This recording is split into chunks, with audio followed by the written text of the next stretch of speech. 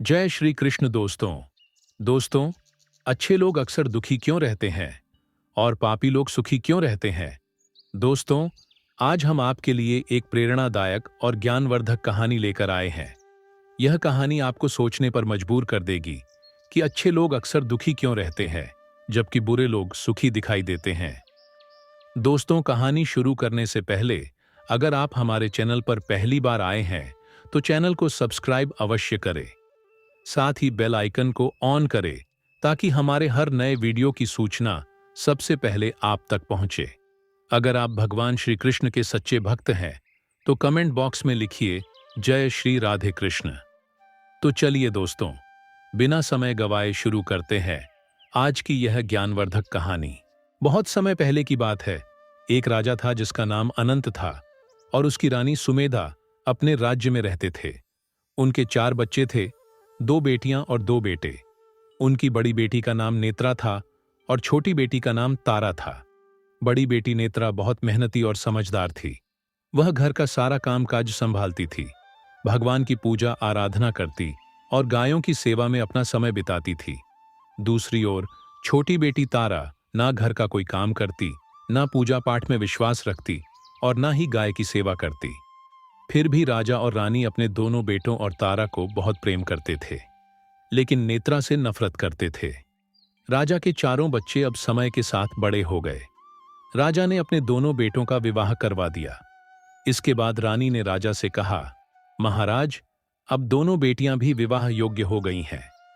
इनके लिए भी अच्छे रिश्ते देखकर जल्द ही विवाह तय कर दीजिए।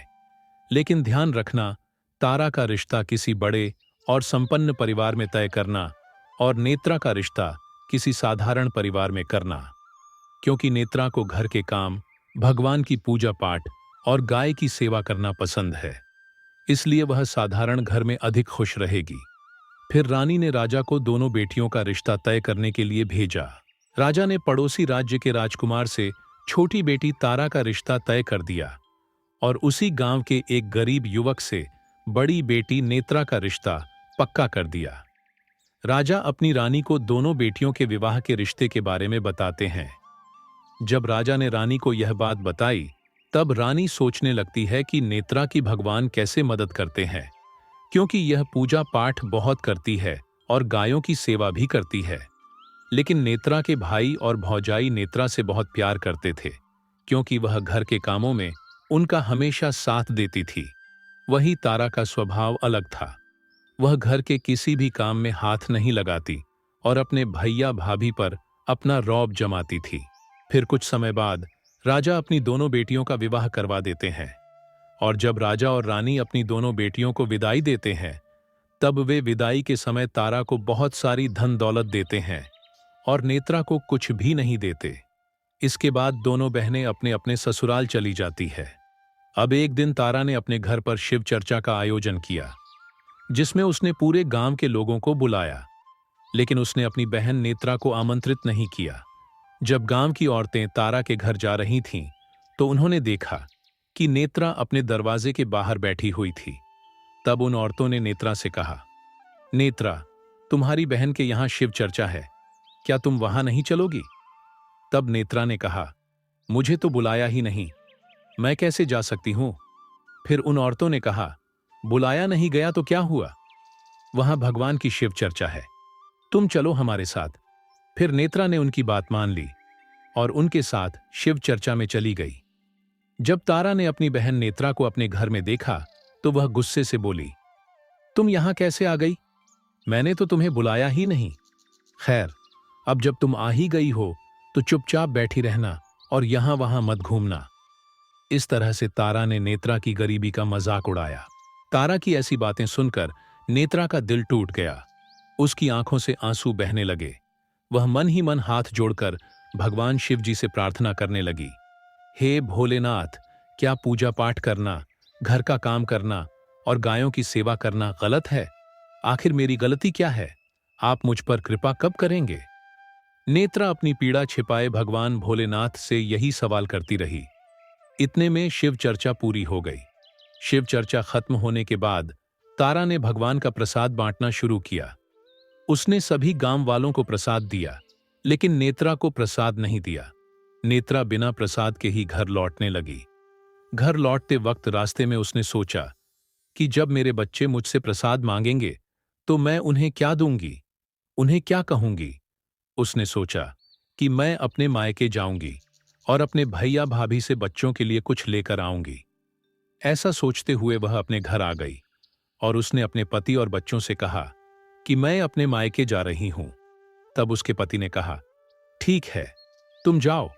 उसके बाद नेत्रा अपने मायके के लिए रवाना हो गई। मायके चलते चलते एक चबूतरा आया जहां तुलसी का पौधा लगा हुआ था और उस चबूतरे पर एक बूढ़ी औरत बैठी हुई थी। वह बूढ़ी औरत कोई और नहीं बल्कि साक्षात माता तुलसी थी। उस बूढ़ी औरत ने नेत्रा से कहा, बेटी, तुम कौन हो और कहां जा रही हो? नेत्रा ने विनम्रता से अपना परिचय दिया।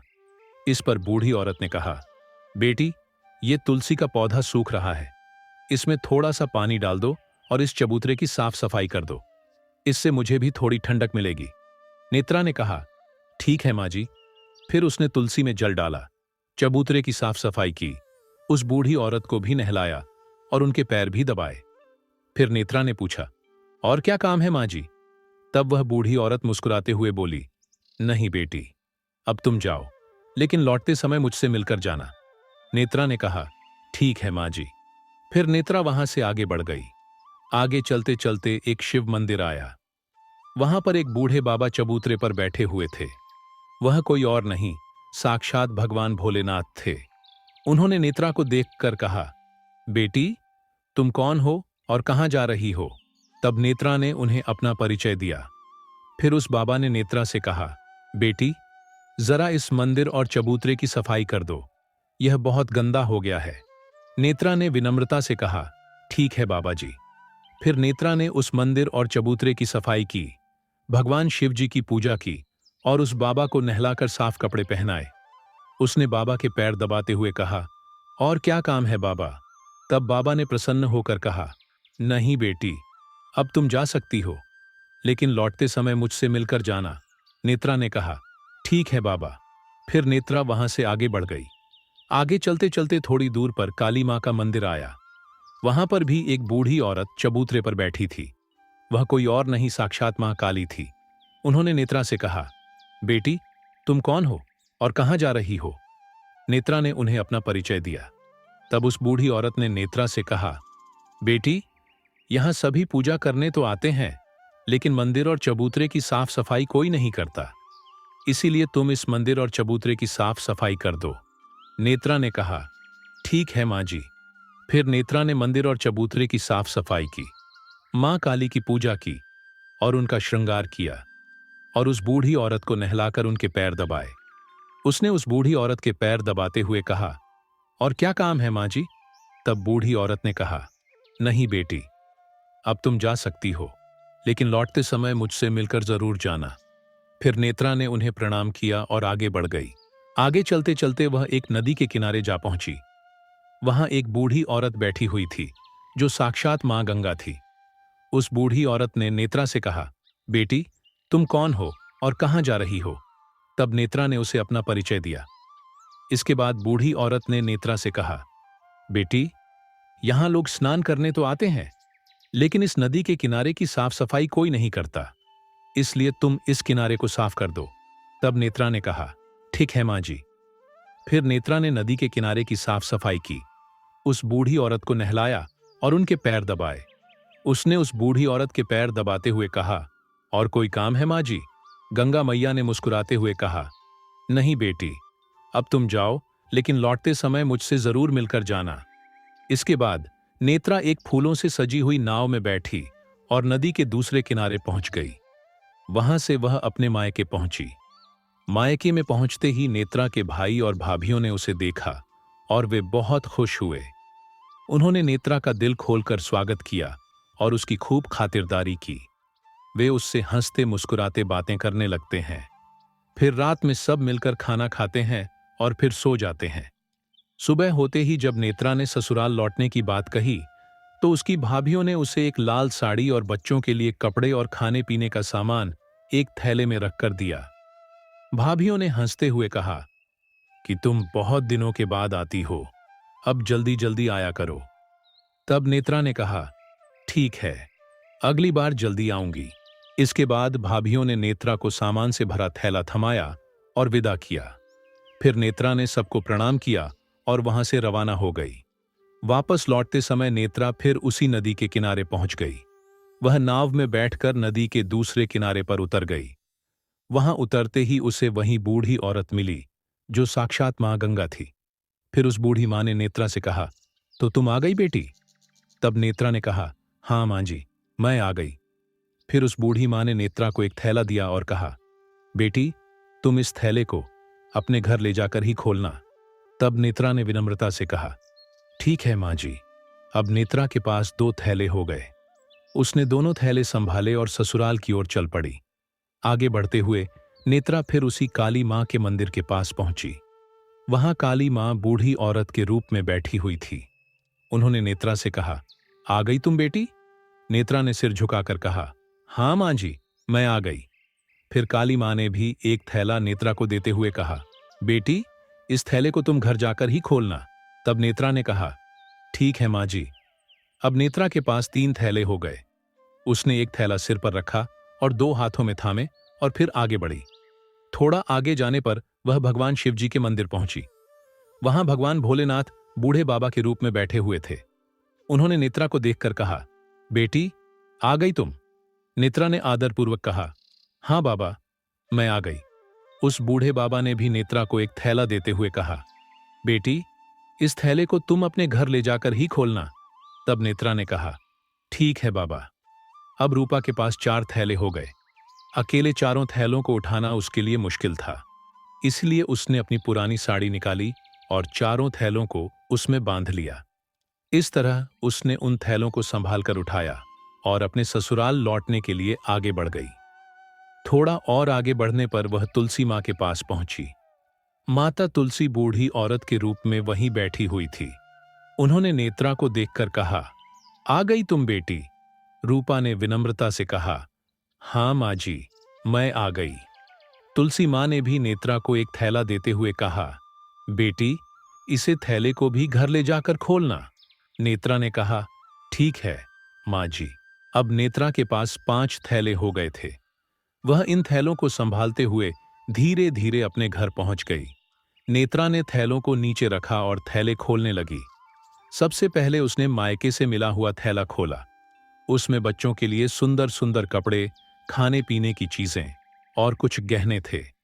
उसने अपने बच्चों को नए कपड़े पहनाए और खाने पीने की चीजें दी। बच्चे बहुत खुश हो गए। फिर रूपा ने दूसरा थैला खोला जो उसे मां गंगा ने दिया था।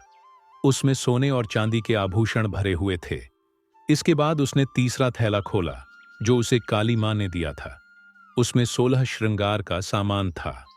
फिर उसने चौथा थैला खोला जो उसे भगवान शिवजी ने दिया था।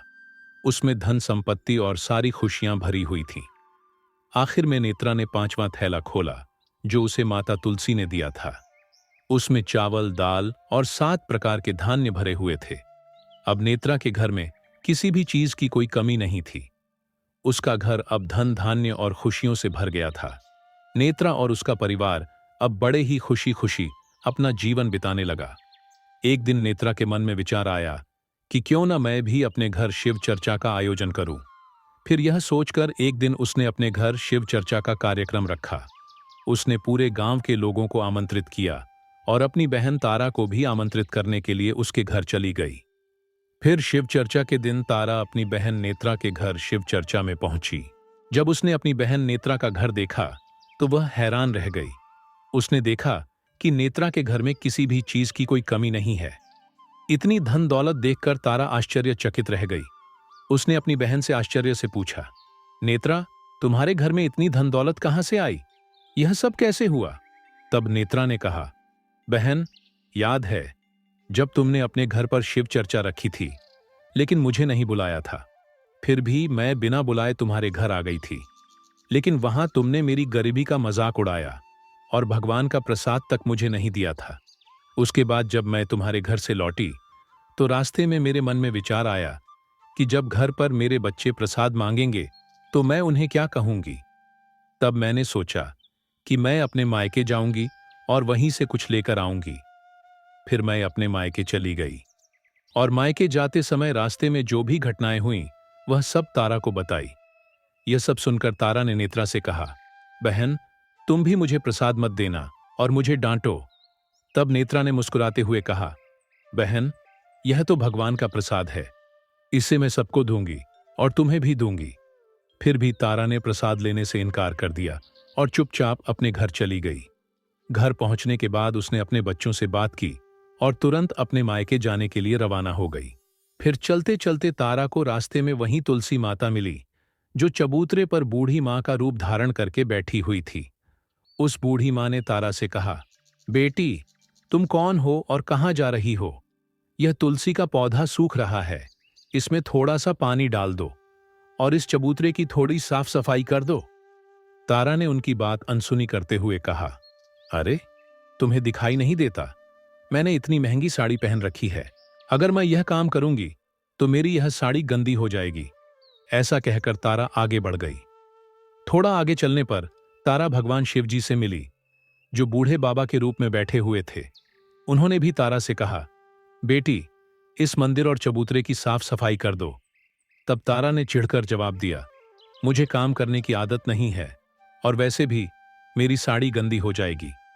ऐसा कहकर वह भगवान शिव को भी छोड़कर आगे बढ़ गई। आगे उसे काली मां मिली, जो बूढ़ी औरत के रूप में चबूतरे पर बैठी हुई थी। उन्होंने भी तारा से कहा, बेटी, इस मंदिर और चबूतरे की थोड़ी साफ सफाई कर दो। तब तारा ने उन्हें भी वही जवाब दिया कि मुझे यह सब काम नहीं करना है। थोड़ा और आगे चलने पर तारा मां गंगा से मिली। मां गंगा ने भी तारा से निवेदन किया, बेटी, इस नदी के किनारे की साफ सफाई कर दो।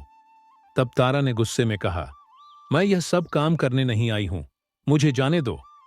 इसके बाद तारा नाव में बैठी, लेकिन यह नाव फूलों से नहीं बल्कि कांटों से भरी हुई थी। जब उसने नाव पर कदम रखा तो कांटे उसके पैरों में चुभ गए। वह दर्द सहते हुए दूसरे किनारे पर पहुंची और मायके चली गई। मायके पहुंचने पर उसकी भौजाइयों ने उसे देखा तो वे आपस में धीरे से बोली, काम की ना काज की, दुश्मन अनाज की, यह बला कहां से आई? अब आ ही गई है तो ठीक है। नेत्रा तो घर के कामों में हाथ बटाती थी, यह तो कुछ काम करेगी नहीं। फिर भौजाइयों ने खाना बनाया, खाया और वे सो गए। तारा सुबह उठी और अपनी भौजाइयों से कहा, मैं अब अपने ससुराल जा रही हूं। तब भौजाइयों ने कहा, ठीक है, जाओ। तब तारा ने कहा, नेत्रा को तो तुमने थैला दिया था, मुझे कुछ नहीं दोगी क्या? तब भौजाइयों ने कहा, तुम घर जाओ, तुम्हारे घर पर थैला पहुंच जाएगा। फिर वह वहां से चली गई और नदी के किनारे पहुंची। वहां वह नाव में बैठकर नदी के दूसरे किनारे पहुंच गई। जब वह वहां पहुंची तो उसने देखा कि बूढ़ी मां, जो गंगा माता थी, नदी के किनारे पर बैठी हुई थी। बूढ़ी मां ने उसे देखा और कहा, आ गई तुम बेटी? तब उसने कहा, हां, मैं आ गई। तारा ने आगे कहा, तुमने नेत्रा को तो एक थैला दिया था, मुझे नहीं दोगी क्या? इस पर बूढ़ी मां ने कहा, तुम घर जाओ, तुम्हारा थैला तुम्हारे घर पहुंच जाएगा। इसके बाद काली मां ने भी यही कहा। फिर भगवान शिव जी ने भी यही कहा। अंत में मां तुलसी ने भी यही दोहराया। जब तारा अपने घर पहुंची तो उसने देखा कि आंगन में 5 थैले रखे हुए थे। तारा ने मन ही मन सोचा, आज तो मेरा भाग्य चमक गया। उसने जल्दी जल्दी वे सभी थैले खोले, लेकिन उन थैलों में मिट्टी, पत्थर, कंकड़, कोयला, सांप और बिच्छू आदि भरे हुए थे। यह देखकर वह अपना सिर पकड़कर कहने लगी, हे भगवान, मुझे मायके में भी कुछ नहीं मिला और इन थैलों में भी कुछ नहीं। इसके बाद तारा गुस्से और निराशा में अपनी बहन नेत्रा के घर जाती है और उससे कहती है, तुझे तो इतना सब कुछ मिला और मुझे कुछ भी नहीं, आखिर ऐसा क्यों? नेत्रा ने मुस्कुराकर जवाब दिया, जब मैं मायके जाती हूं तो वहां मैं सबकी मदद करती हूं। भाभियों के साथ मैं काम करती हूं और सबका सम्मान करती हूं, लेकिन तुमने कभी उनकी इज्जत नहीं की है, इसलिए तुम्हें वो भला क्या देती? नेत्रा ने आगे कहा, तुमने बूढ़ी मां के रूप में गंगा मां, काली मां और तुलसी मां को ठुकरा दिया। तुमने बूढ़े बाबा के रूप में भगवान शिव जी को भी ठुकरा दिया और इसलिए उन्होंने भी तुम्हें कुछ नहीं दिया। इसके बाद तारा ने कहा, बहन, मुझे माफ कर दो, मैंने सदा तुम्हारे साथ अन्याय किया। अब मुझे समझ में आ गया है कि जो बीज मैंने बोए थे वही फल मुझे मिला। अब मैं अपने जीवन को बदलना चाहती हूँ। मुझे भी वह रास्ता बताओ जिससे मैं अपना जीवन सुधार सकूं। तब नेत्रा ने कहा, बहन, तुम 3 सूत्र का ज्ञान ले लो। पहले सूत्र में तुम दया मांगना, दूसरे सूत्र में तुम चर्चा करना और तीसरे सूत्र में तुम 108 बार ओम नमः शिवाय मंत्र का जाप करना। नेत्रा ने आगे कहा, बहन, मैंने तुम्हें भगवान के जो 3 सूत्र दिए हैं, इनको अपने हृदय में बसा लेना। मैंने भी यही किया है, इसलिए मुझे सब कुछ मिला। मैंने सच्चे मन से भगवान की पूजा अर्चना की। पहले मेरे पास कुछ नहीं था, फिर भी भगवान ने मुझे सब कुछ दिया। और तुम्हारे पास जो सब कुछ था, वो भी खत्म हो गया। तुमने लालच और अहंकार के कारण सब कुछ खो दिया। तारा ने नेत्रा को गले लगाते हुए कहा, बहन, अब मैं भगवान की पूजा पाठ करूंगी और सभी का सम्मान करूंगी। इसके बाद तारा ने अपने घर जाकर भगवान शिव से क्षमा मांगी। फिर वह भगवान की पूजा पाठ करने लगी, गौ सेवा करने लगी और जरूरतमंद लोगों की मदद करने लगी। दोस्तों, यह कहानी हमें यह सिखाती है कि अच्छाई का फल सदैव अच्छा ही होता है। तो दोस्तों, आशा है यह कहानी आपको जरूर पसंद आई होगी। अगर यह वीडियो आपको अच्छी लगी हो तो वीडियो को लाइक और चैनल को सब्सक्राइब अवश्य करें। इस वीडियो को अपने दोस्तों के साथ भी शेयर करें। कमेंट बॉक्स में लिखिए, जय श्री राधे कृष्ण। तो मिलते हैं अगले वीडियो में।